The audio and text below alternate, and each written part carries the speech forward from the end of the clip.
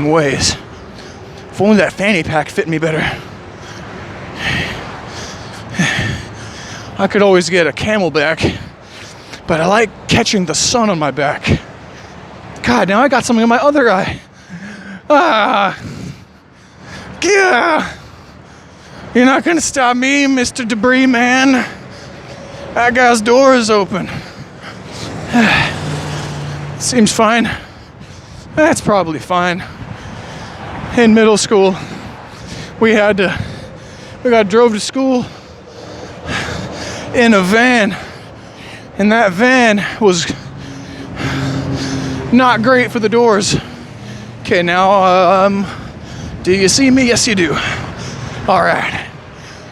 We had to hold that door closed on the way to school so as not to get pulled over. That's right. I was a part of an illegal drug door holding juvenile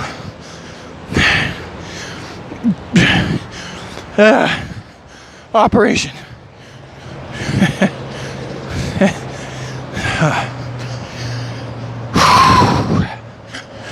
Breathe. I crack myself up. I do. It is all good. It's all just a bunch of dreams spiraling into, throughout, out of, around, and inside of other dreams.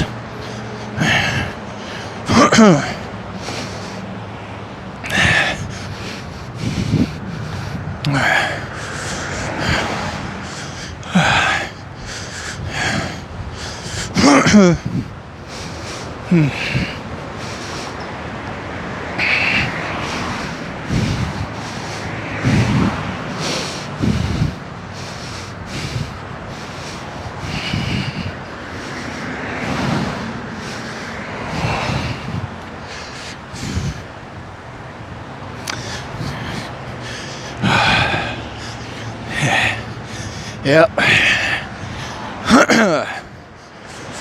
It is what it is. We're here.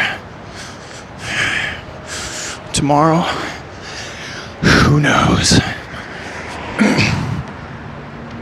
I've talked about that sense of comfort before. I sure have. I've talked about that sense of rolling over into the dream.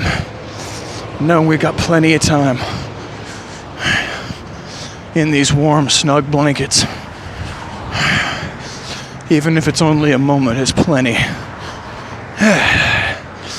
It's probably what spirit will say when it shuffles loose of this little pink, plushy body of mine.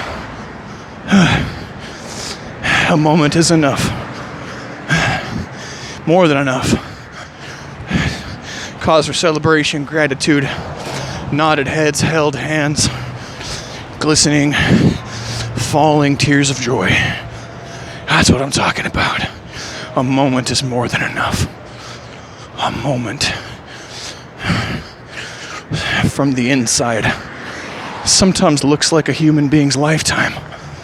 I venture to say that's exactly what the inside of this little grain of sand looks like from within.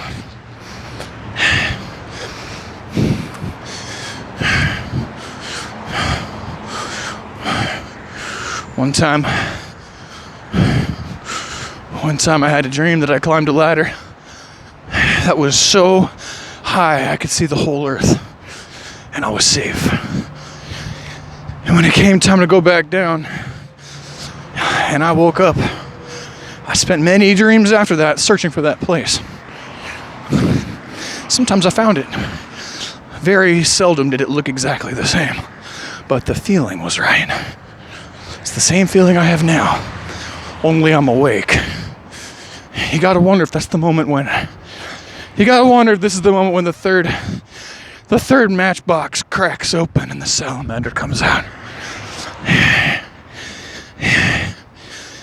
For those of you who don't know what that means, I'll refer you to the madness and chaos of previous entries in this series. I know I've talked about these dreams before. Just like I know I've talked about this feeling before.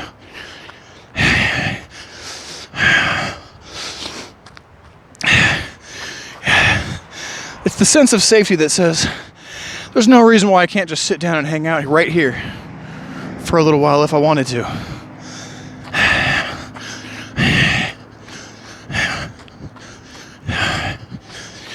You know, the longer you go, the more likely something will happen to influence or affect my trajectory. But isn't that always the case with everything anyway? Whether I'm running or working or sitting, sleeping, shitting, talking, thinking. Most of these being my favorite things.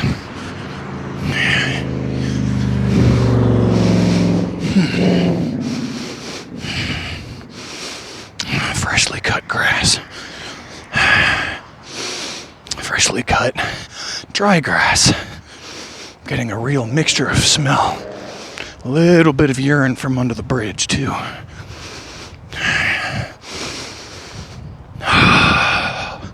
Which bridge, you ask? The one we're about to cross. Don't worry, we'll get there. I'll show you. And we'll just pass along and keep our wits about us. Like always. Revved up, backing up trucks do not always arrive to my life in the form of backing up revved up trucks. Sometimes people slide into the life, belligerent and flailing like little babbies. And we gotta be mindful and appropriate with the go-go and no-go responses so that we can sword fight our way through this very peaceful moment like adults. Wow. All that greenery. Man. Talk about truly, truly beautiful things. And moments. Yep. I'll keep working on that right hip.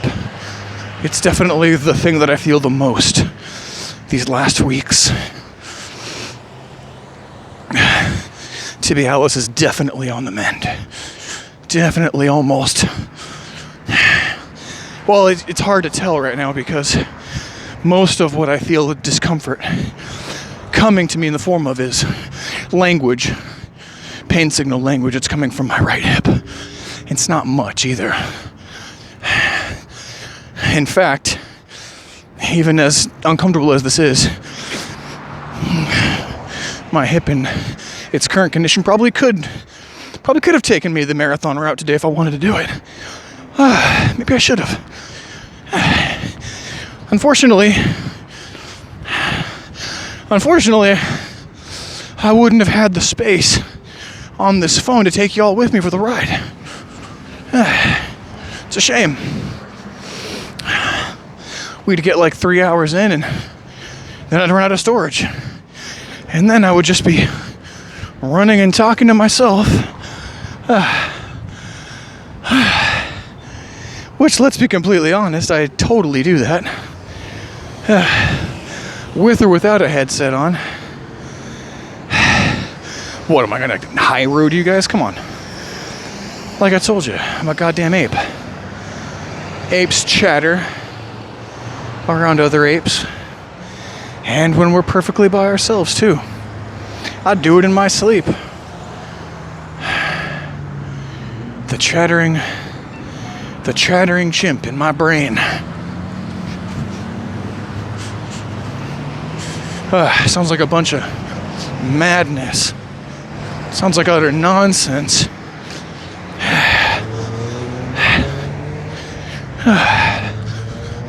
On the surface. And probably in the deep too. I was thinking about how to work my gross sweating, extruding hormones and sweat molecules. I was trying to work that into a pithy metaphor for the message I'm conveying.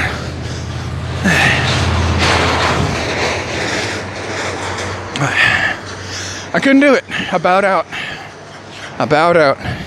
You pick your battles. You pick your battles.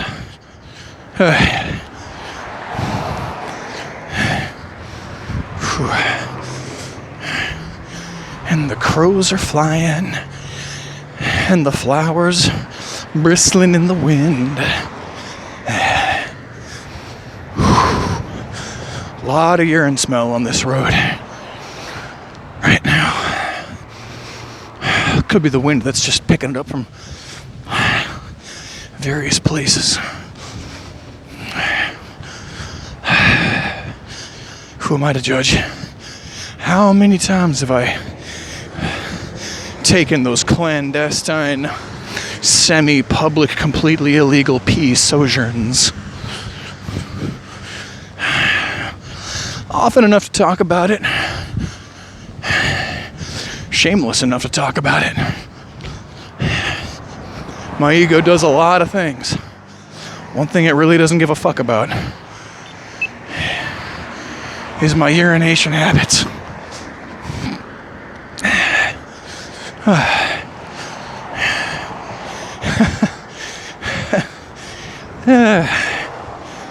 When do you think we lost the thread, this podcast?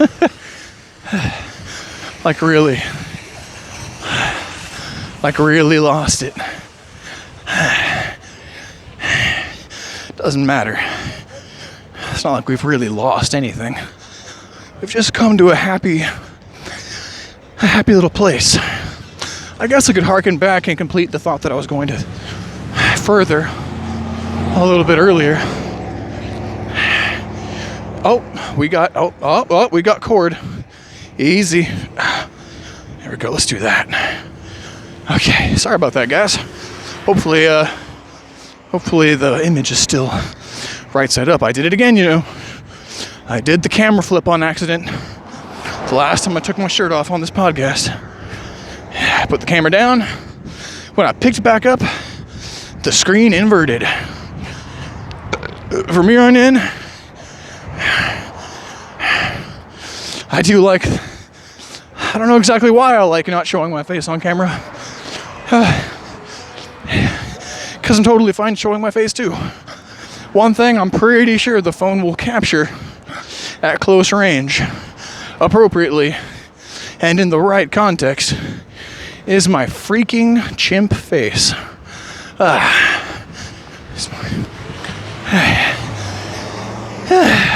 So, I will use it to realign and correct the picture the next time I get even a ghostly whisper of a thought that maybe we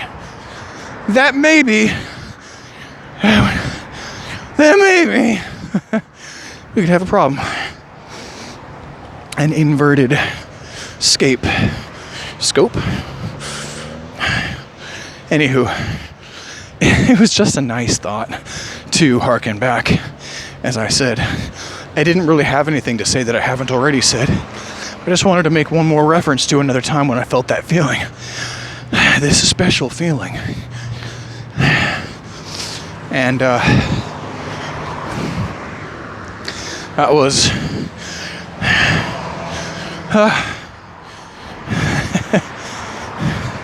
that was in the Soulfly album. I think it was Soulfly 5. Might have been 4. When the self-titled song plays, because they have a self-titled song on all of their albums, and they number them per each album. So there's a Soulfly 1 and a Soulfly 2 and a Soulfly 3. I think Soulfly 5 is the one that ends and then picks up again. They do that sometimes, where the song will end and another song will just begin. They did that on the 3rd album with the song Zombie. And they're doing it in the song that I'm talking about. And when that song comes to an end, What happens next is a guitar, a Latin guitar, starts to play a seductive, romantic tone. Actually, I believe it's two guitars. One's higher pitched and one's lower pitched. I wonder if I could accurately repeat the notes. Doom, doom, doom, doom, doom, doom, doom, doom, doom.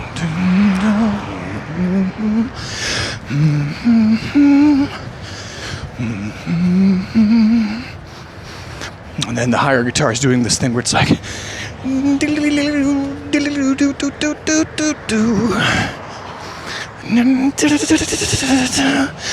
I can't do it. I can't trill that fast.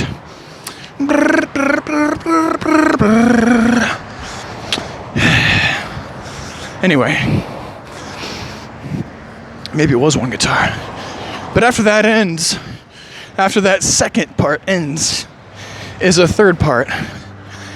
And if that was a seductive romantic duet with the guitars, I can only imagine what follows. Are wedding bells? I always imagine them to be silver or old and cracked like on an old waylaid desiccated farmscape in a breeze of some kind. I cannot make the notes that the bells sound. Do do do do do do do do do do do do. Imagine that up an octave or two. Imagine that really high pitched, ringing from metallic surfaces.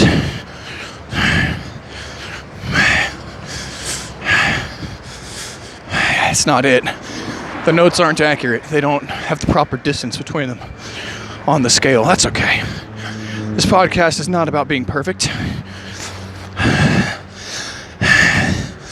Or if it is, perfection is in the imperfections. Because paradox is our friend. If I do have a co-host, it's probably Paradox.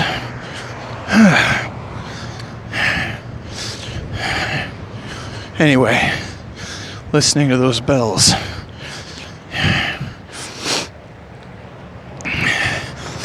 Before on this podcast, I described the feeling as homecoming. This podcast episode, I talked about it in terms of rolling back over to sleep on a Friday evening, knowing the freedom of the open weekend unrolling before you. A dream within a dream.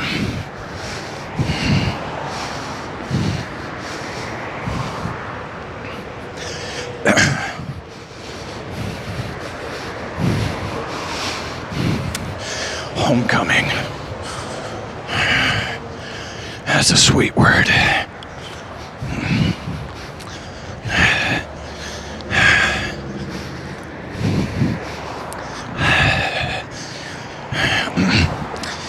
I don't remember if I've said it on the podcast. I've come close, I think. I talked about it in a different way before. See, we always come back to central themes on this podcast. But, whereas before I characterized my experience, my preference for emotional outlet as being one of lonesomeness, before I called it that, I called it waywardness. Years before I came to call it lonesomeness, I called it waywardness. Because what is romance? It's a dance. What is a dance? A conversation. What's a conversation? Commerce. Commerce is transmission between different things. So it relies on the false separation of self. It relies on dichotomy. It relies on tension. I am not that.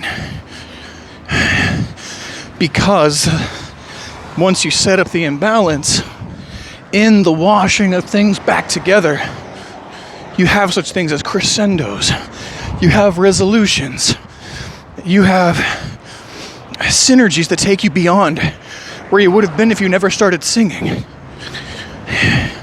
Waywardness was the feeling of being out of home. Feeling the distance.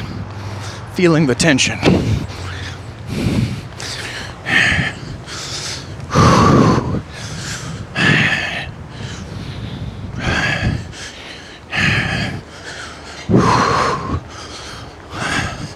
It's probably true that some people feel at home their entire lives, or that they're experiencing what I'm talking about in orders of magnitude less intensity, and they have these buoyant, burbling experiences drifting down life's stream, and that is comforting to me. I'm sure that exists. I know a couple of people actually who have told me, and I believed them when they said that they had never really experienced emotional extremes. Actually, I didn't believe them. Now that I think about it, I was a little incredulous. They might be telling the truth. I had never seen them melt down. I had never seen them emotionally rouse one way or the other. Used to work with a couple of guys like that. Very placid, very flat. You can tell by the muscles around the eyes that either they were speaking the truth,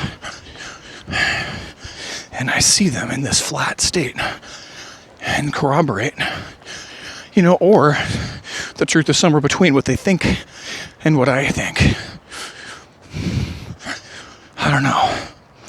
I'm looking around me, and I see a lot of people that I do see as outwardly fairly serene, or at least the kind of people that are handling it, they're on it.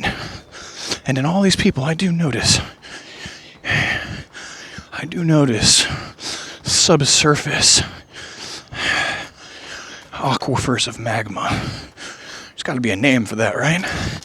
Deep rivers of magma? What are they called? The Earth's mantle? Maybe. But, not me. Not me. I get these times of great tension. And then I get these resolutions.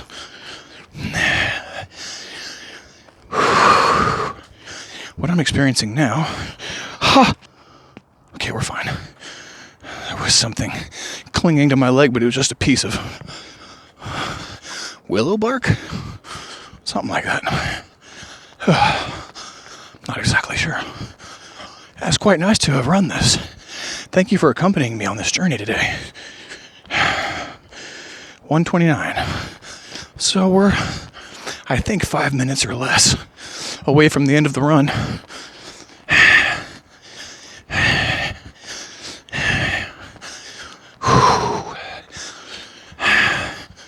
The best part about the whole setup is that as much as these experiences are happening now, I have this sense, this whispering sense. Several turns around the bend comes a current that I can hear, and it's very silken, invitational, and it's telling me, just keep rolling, buddy. What you experience now in this sense of homecoming, and what you felt then as waywardness, and still feel now as loneliness, in this cascading play that you have rolling around, titling back and forth, mounting tension, dissolving tension, coming back to self, striking out again. This poetry, this romance between me, myself, me, and life. That is an infinite order of magnitude, more diminutive than the stories, the tension building, and the resolution down the creek. Further down, the story becomes catalytically more rich and more textured.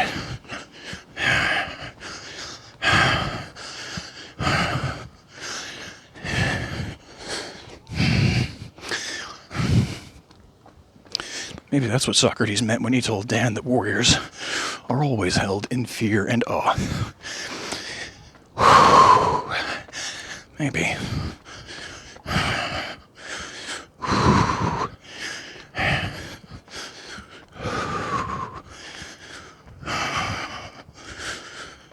It smells good. Smells good in these fennel forests. Do you see the birds? See the birds? You see the bees? The stalks of grass.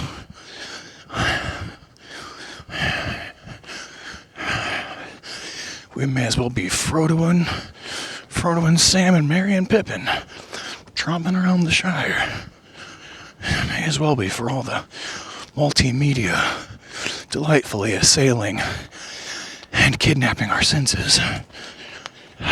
Oh, did you hear my wrist snap just now? I've been holding this camera for a hot spell. I don't mind.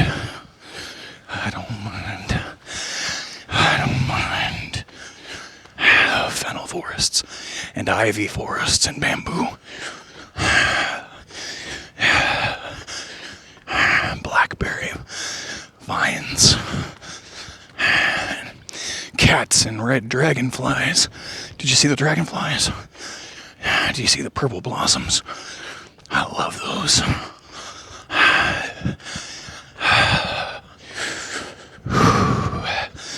You feel the cracks in the road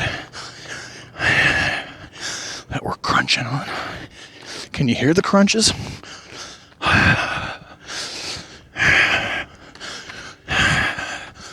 Tall fennel. Birch trees, I want to say. And willows. Can you hear it? Oh boy. You're so tall. Oh God, you're short and tiny. Oh boy. Okay. That's exhausting. Back to naval cam. That might have been an oak, I don't know. What do really old willows look like? Like really old. Do they start cracking? Does the bark start cracking? I don't know. Ooh, redwoods. Oh, can you hear it?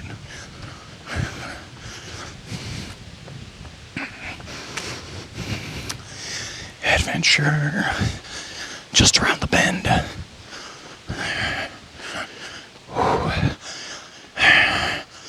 It's hard not to say yes to that, fair lady.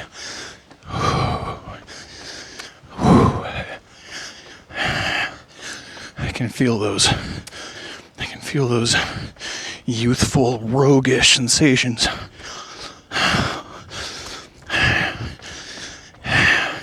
Getting me up and off the armchair and out into the who knows what. Oh yes, the old cut down tree. Oh. Oh. That was a 2-knee snapper there. Ooh, definitely a callous caresser too. The cattails. God damn, you just get a little bit of everything out here. You know, you just do. Look at that sun. Whew. Suddenly so glad that I record these.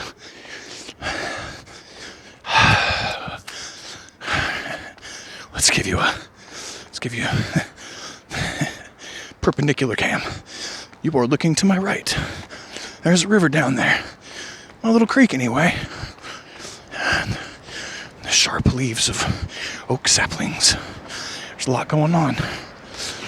Fronds. We got fronds in here. Oh, Jesus. Oh, yeah. Whew. This has been truly a ride along. Look at them flowers, too. Nothing wrong with you, lads. At ease. Carry on. Little secret corner flowers. Little secret corner flowers, I see you. Yeah. Hey, can't forget the lavender either, can we? Hello. Hello, hello, lavender. Lavender and rosemary. Those are two friends of mine. And I think they're in love with me.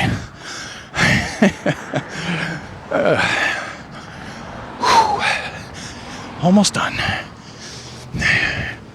In fact, I should be walking to cool my body off. But nope. Just no. Thick bush. Whew.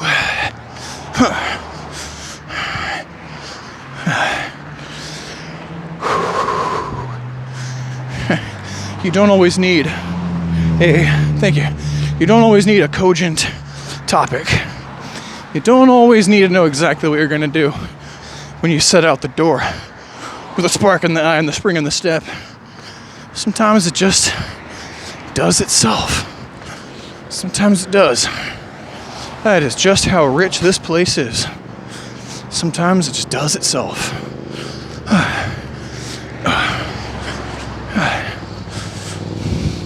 The hollow.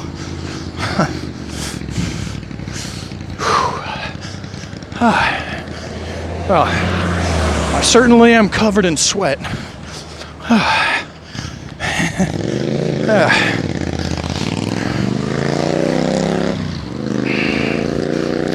I'll tell you something right now, and I don't mind at all telling you this. Stretching is going to feel godly good later on down the line. Whew. Oh, I can't wait. I'm gonna massage my feet and everything. Oh, okay. We'll walk the last 25, 30 feet.